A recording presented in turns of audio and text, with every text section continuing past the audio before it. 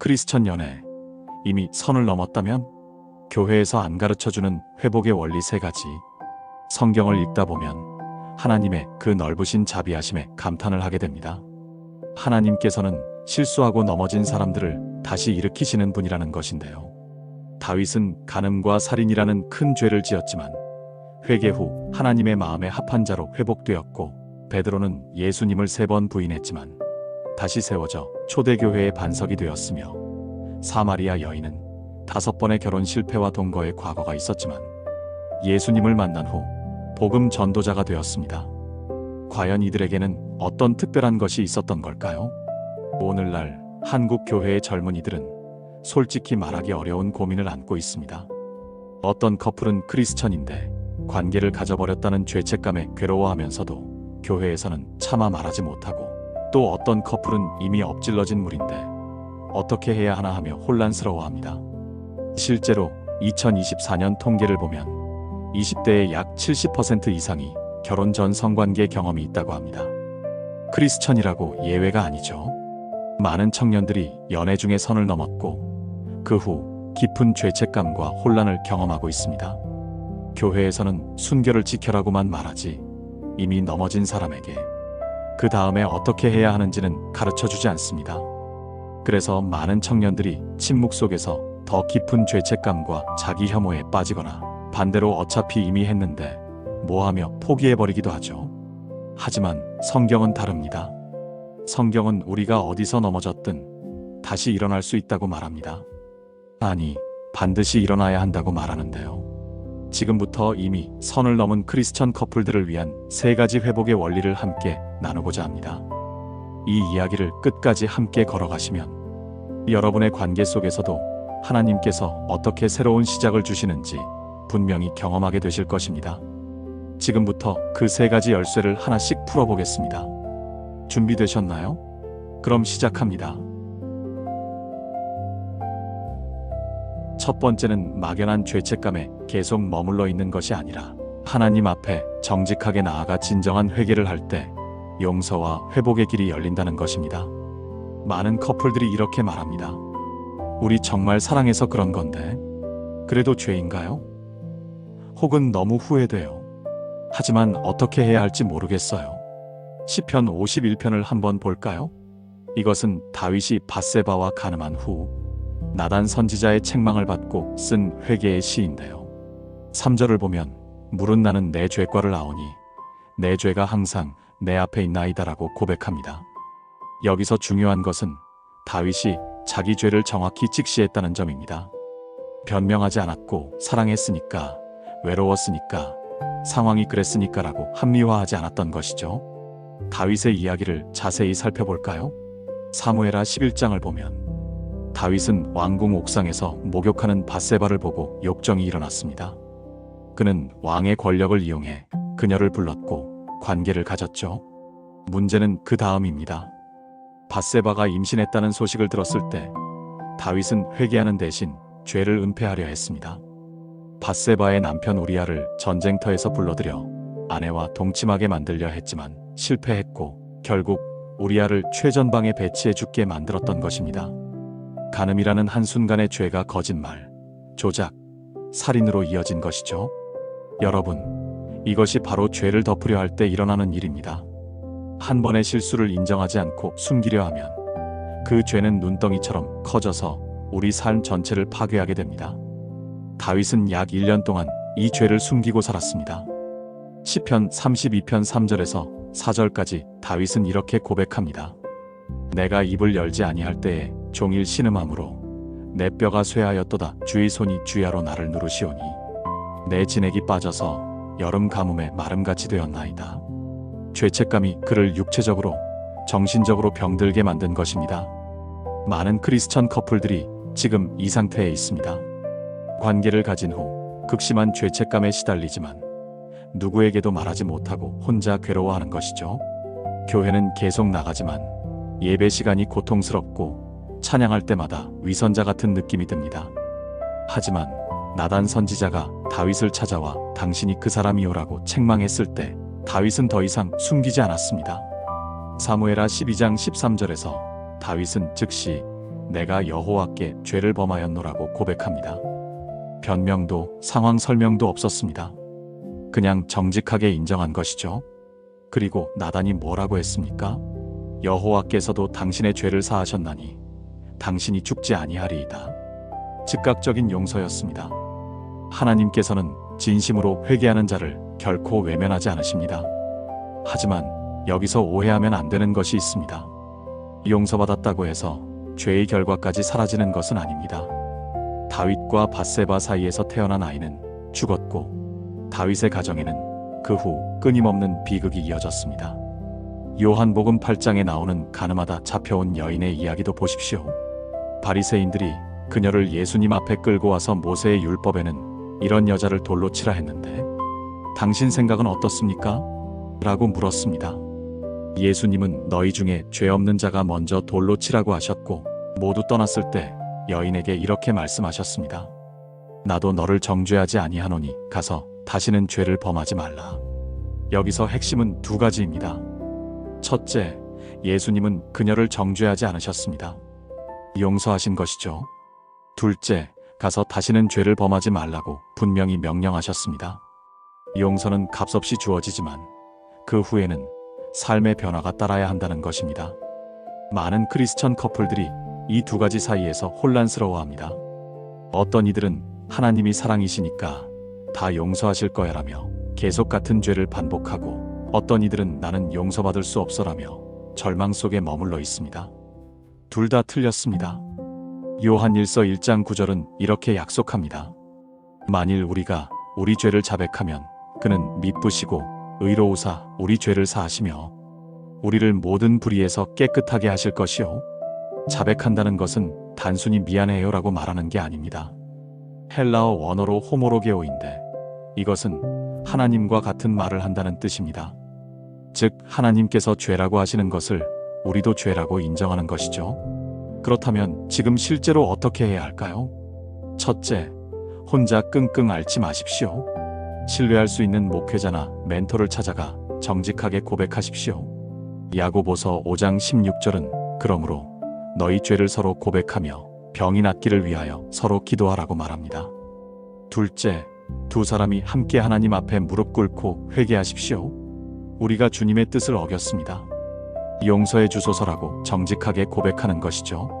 셋째, 이것이 중요한데 회개는 감정이 아니라 결단입니다. 너무 죄송해요 하면서 계속 같은 행동을 반복한다면 그것은 진정한 회개가 아닙니다. 관계의 패턴을 실제로 바꿔야 합니다. 지금 여러분은 어떤 상태입니까? 혹시 이미 엎질러진 물인데 어떻게 해라며 포기하고 계시지는 않습니까? 아니면 죄책감에 눌려 하나님께 감히 나아가지 못하고 계십니까? 두 번째 핵심은 바로 일회성 회개로 끝나는 것이 아니라 관계의 구조 자체를 근본적으로 바꿀 때 진정한 회복이 일어난다는 것입니다. 베드로의 이야기를 보겠습니다. 요한복음 18장을 보면 베드로는 예수님을 3번 부인했습니다. 마당에서 불을 쬐며 예수님을 모른다고 심지어 저주까지 하며 부인했죠. 그 순간 예수님께서 베드로를 바라보셨고 베드로는 밖으로 나가 심히 통곡했습니다. 엄청난 죄책감과 자기 혐오였을 것입니다. 나는 끝났어. 나 같은 배신자가 어떻게 제자라고. 하지만 부활하신 예수님께서 요한복음 21장에서 베드로를 다시 찾아오셨습니다. 그리고 3번 물으셨죠. 내가 나를 사랑하느냐? 왜 3번이었을까요? 베드로가 3번 부인했기 때문입니다. 예수님은 베드로에게 3번 고백할 기회를 주셨던 것이죠. 이것은 단순한 용서가 아니라 회복의 과정이었습니다. 그런데 여기서 끝이 아닙니다. 예수님은 베드로에게 내 양을 먹이라, 내 양을 치라는 새로운 사명을 주셨습니다. 과거의 실패에 머물지 말고 새로운 정체성으로 살아가라는 것이죠. 그 후 베드로는 어떻게 되었습니까? 사도행전 2장에서 그는 오순절 설교를 통해 3,000명을 회개시켰고 초대교회의 기둥이 되었습니다. 한때 예수님을 부인했던 그 사람이 나중에는 예수님을 위해 순교까지 한 것입니다. 무엇이 베드로를 바꾸었을까요? 단순히 미안해요가 아니라 삶의 방향을 완전히 전환한 것입니다. 지금 성관계를 가진 크리스천 커플들에게 이것은 매우 구체적인 의미가 있습니다. 첫째, 물리적 환경을 바꿔야 합니다. 만약 여러분이 계속해서 밤늦게 단둘이 집에서 만나고 있다면 그 패턴을 깨야 합니다. 이번에는 조심할게라는 다짐은 소용없습니다. 고린도전서 6장 18절은 음행을 피하라고 했지 음행과 싸우라고 하지 않았습니다. 피한다는 것은 유혹의 환경 자체를 제거하는 것입니다. 구체적으로 이렇게 하십시오. 단둘이 집이나 차 안에 있는 시간을 최소화하십시오. 데이트 장소를 공개적인 곳으로 바꾸십시오. 카페, 공원, 교회 등. 그렇게까지 해야 해? 라고 생각할 수 있습니다. 네, 해야 합니다. 여러분이 진짜 변화를 원한다면요. 둘째, 관계의 투명성과 책임성을 확보해야 합니다. 많은 커플들이 문제를 둘만의 비밀로 간직합니다. 부끄럽고 창피하고 판단받을까 두렵기 때문이죠. 하지만 그 비밀이 여러분을 더 깊은 죄의 늪으로 끌고 갑니다. 신뢰할 수 있는 멘토 커플이나 목회자를 찾으십시오. 힘들겠지만 정직하게 말하십시오. 저희가 선을 넘었습니다. 다시 시작하고 싶은데 도와주세요. 교회 공동체는 서로의 짐을 지는 곳입니다. 혼자 싸우지 마십시오. 셋째, 관계의 속도를 늦추고 목적을 재정립해야 합니다. 많은 커플들이 성관계를 갖게 되는 이유는 관계가 너무 빨리, 깊이 진행되기 때문입니다. 만난 지 얼마 안 됐는데 매일 만나고 하루 종일 연락하고 모든 것을 공유하다 보면 감정이 통제 불가능해집니다. 의도적으로 속도를 늦추십시오. 만나는 횟수를 줄이고 혼자만의 시간도 가지십시오. 그리고 중요한 질문을 하십시오. 우리는 왜 만나고 있는가?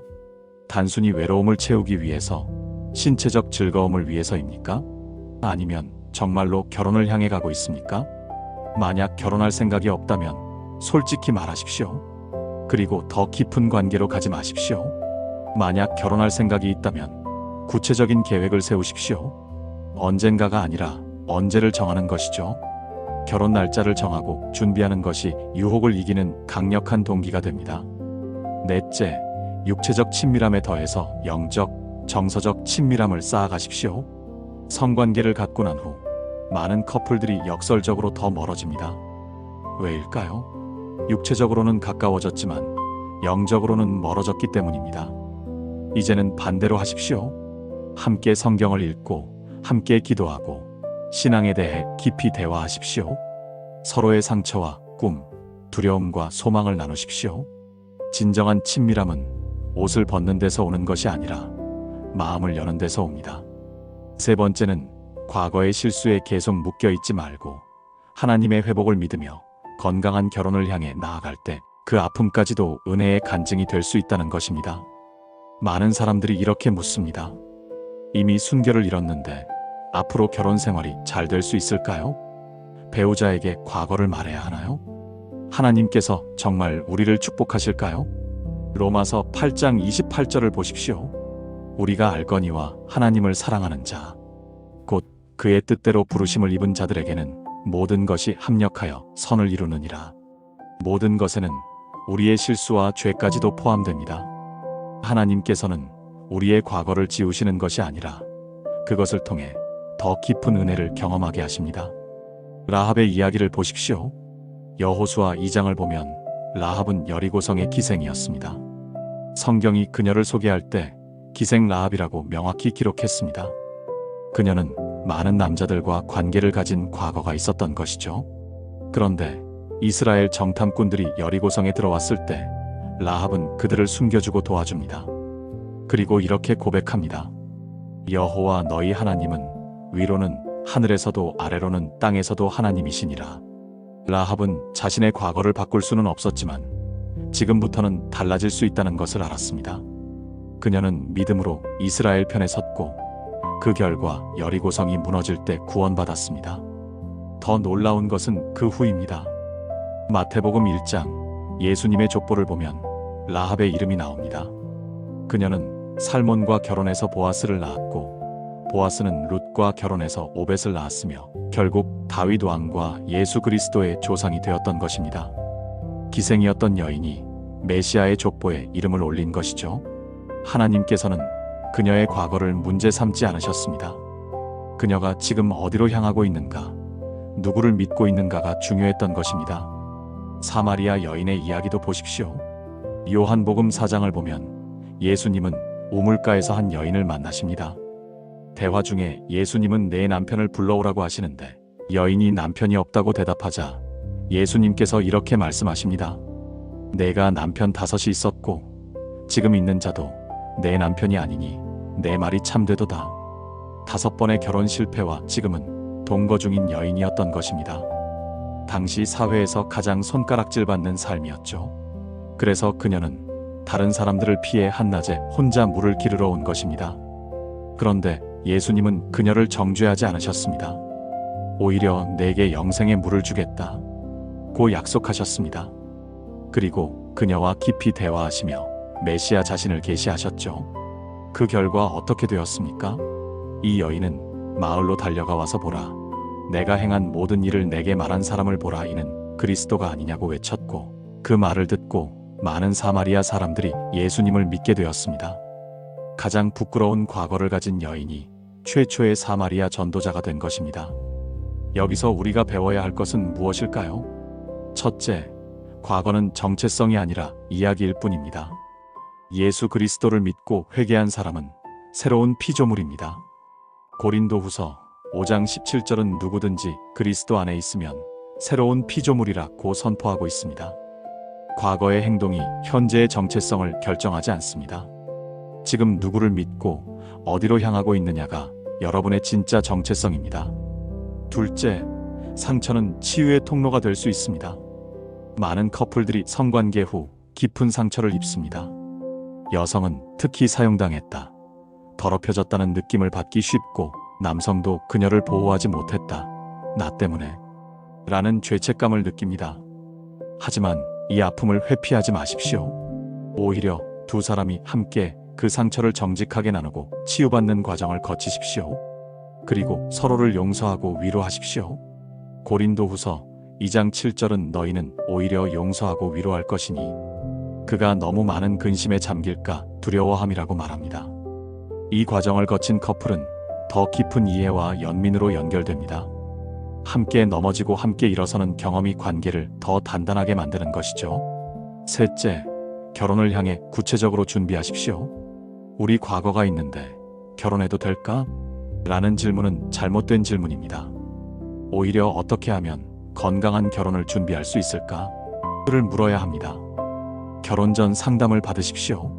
목회자나 기독교 상담가를 찾아가 여러분의 과거를 나누고 건강한 결혼 생활을 위한 준비를 하십시오. 성에 대한 건강한 이해를 배우십시오. 많은 사람들이 성을 죄악시하거나 반대로 너무 가볍게 여기는데 성경은 결혼 안에서의 성은 하나님의 아름다운 선물이라고 말합니다. 재정, 가족, 자녀 양육, 신앙생활 등 결혼의 실제적인 측면들을 함께 논의하십시오. 연애는 감정이지만 결혼은 결단이고 헌신입니다. 넷째, 배우자에게 과거를 어떻게 말할지 지혜롭게 결정하십시오. 이것은 많은 사람들이 고민하는 부분입니다. 결혼 전에 과거를 다 말해야 하나요? 정답은 상황에 따라 다릅니다. 하지만 몇 가지 원칙은 있습니다.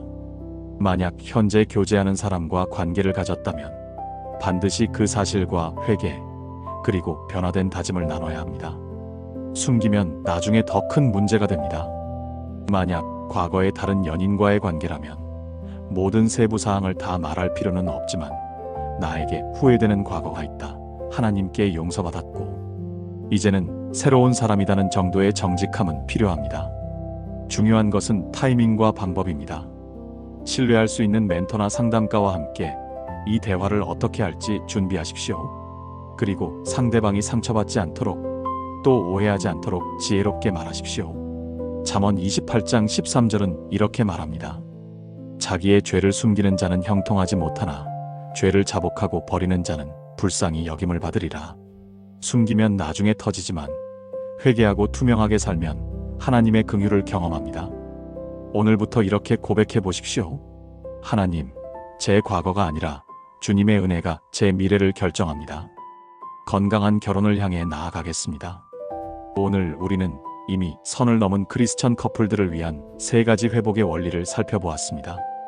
첫째, 죄책감에 머물지 말고 진정한 회개로 나아갈 때 하나님의 즉각적인 용서와 회복이 시작됩니다. 다윗은 1년간 괴로워하다가 회개했을 때 즉시 용서받았고 간음한 여인은 예수님께 정죄받지 않았습니다. 둘째, 관계의 패턴을 근본적으로 재설정할 때 진짜 변화가 일어납니다. 환경을 바꾸고 책임성을 확보하고 속도를 늦추고 영적 친밀함을 쌓아가는 것이 필요합니다. 셋째, 결혼을 향해 건강하게 나아갈 때 과거는 은혜의 간증이 됩니다. 라합과 사마리아 여인처럼 하나님께서는 우리의 과거를 새로운 이야기로 바꾸십니다. 이 세 가지는 각각 따로 작동하는 것이 아니라 하나의 유기적인 흐름으로 연결되어 있는데요. 우리가 정직하게 회개할 때 변화의 힘이 생기고 관계의 패턴을 바꿀 때 진정한 회복이 일어나며 그 회복 위에서 건강한 미래를 세워갈 수 있는 것이죠. 그리고 하나님께서는 우리가 포기했다고 생각한 것들까지도 은혜의 도구로 사용하십니다. 성경의 위대한 믿음의 사람들 중 완벽한 사람은 아무도 없었습니다. 다윗은 간음했고, 베드로는 예수님을 부인했고, 바울은 교회를 핍박했습니다. 하지만 그들 모두 진정한 회개와 변화를 통해 하나님께 크게 쓰임받았던 것입니다. 하나님께서는 여러분의 관계를 통해서도 놀라운 일을 행하시기를 원하십니다. 오늘 이 메시지를 통해 여러분의 관계에 진정한 회복과 새로운 시작이 임하기를 소망합니다. 더 이상 과거에 묶여 살지 마십시오. 하나님께서는 여러분의 지금부터에 관심이 있으십니다. 만약 이 메시지가 여러분 마음에 울림을 주었다면 아래 댓글에 이렇게 고백해 주세요. 오늘부터 새롭게 시작합니다. 혹시 지금 너무 깊은 죄책감과 절망 속에 있나요?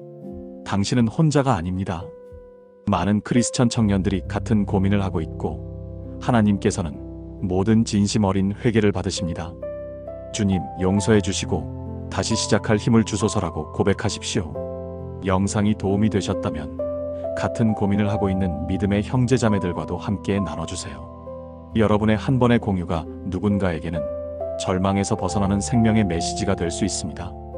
그리고 구체적인 질문이나 고민이 있다면 댓글로 남겨주세요. 이런 상황에서는 어떻게 해야 하나요? 이 부분이 여전히 어렵습니다. 같은 솔직한 이야기를 나눠주세요. 여러분의 용기 있는 질문이 다른 많은 분들에게도 도움이 될 것입니다. 마지막으로 이것을 기억하십시오. 실수는 끝이 아니라 새로운 시작의 기회입니다. 하나님의 은혜는 우리의 죄보다 크고 그분의 회복은 우리의 상처보다 깊습니다. 하나님의 용서와 치유, 그리고 새로운 시작의 은혜가 여러분의 관계와 미래의 가정에 충만히 임하시기를 진심으로 축복합니다.